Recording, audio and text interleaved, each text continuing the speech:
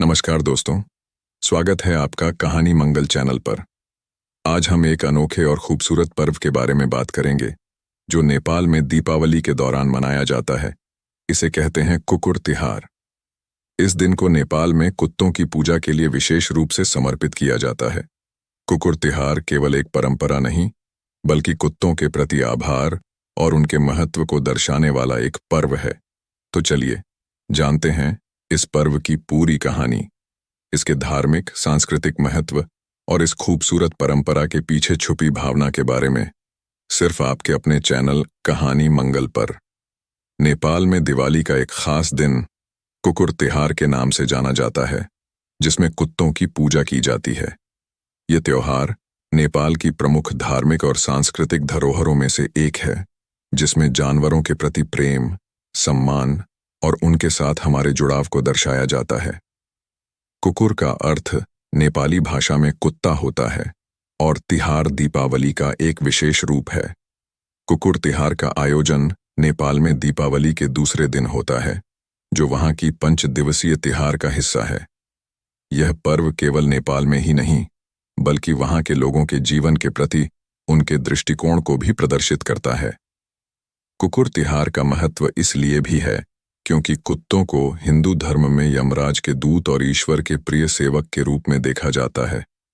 वे अपने मालिक और परिवार के प्रति पूर्ण वफादारी दिखाते हैं और संकट के समय उनकी रक्षा करते हैं।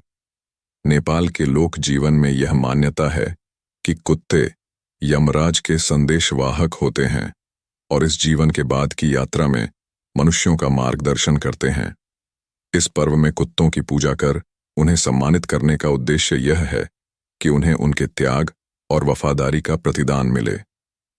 कुत्तों को पालतू के रूप में अपनाने की परंपरा नेपाल में गहराई से व्याप्त है। कुत्ते ग्रामीण और शहरी जीवन में भी अपनी सेवाओं से अमूल्य योगदान देते हैं। चाहे किसी की सुरक्षा का मामला हो या किसी को मार्गदर्शन देने की बात हो, कुत्ते हमेशा निष्ठापूर्वक अपना कार्य करते हैं। इसीलिए यह पर्व कुत्तों के प्रति मानव का आभार व्यक्त करता है। कुकुर तिहार के दिन लोग कुत्तों को फूलों की माला पहनाते हैं और उनके माथे पर टीका लगाते हैं। माला सम्मान और प्रेम का प्रतीक होती है और टीका लगाने का उद्देश्य यह माना जाता है कि इससे बुरी शक्तियों से कुत्तों की रक्षा होती है। लोग कुत्तों के लिए विशेष भोजन तैयार करते हैं और उन्हें मीठे पकवान, मांस, अंडे और दूध जैसे खाद्य पदार्थ खिलाते हैं। कुकुर तिहार का धार्मिक महत्व यमराज से भी जुड़ा हुआ है। मान्यता है कि इस दिन कुत्तों की पूजा करने से यमराज प्रसन्न होते हैं और मनुष्य की मृत्यु के बाद उनकी आत्मा को शांति प्राप्त होती है। इसी कारण से लोग इस दिन कुत्तों को विशेष सम्मान देते हैं। कुकुर तिहार का यह रूप केवल हिंदू धर्म में ही नहीं, बल्कि नेपाल के समाज में अन्य धर्मों के बीच भी एकता का प्रतीक है। सांस्कृतिक दृष्टिकोण से यह पर्व मानव और प्रकृति के बीच सामंजस्य को दर्शाता है। नेपाल का समाज अपने पर्यावरण और पशुओं के प्रति जागरूक है और उन्हें धार्मिक भावनाओं के साथ जोड़ता है। तिहार पर्व का यह दिन सभी जानवरों के प्रति मानव का आभार व्यक्त करता है और समाज को उनके महत्व का एहसास कराता है। तो दोस्तों, यह थी नेपाल के खास पर्व कुकुर तिहार की कहानी, जो हमें दिखाती है कि कैसे जानवर भी हमारे जीवन का अभिन्न हिस्सा है और उनके प्रति कृतज्ञता जताना कितना महत्वपूर्ण है।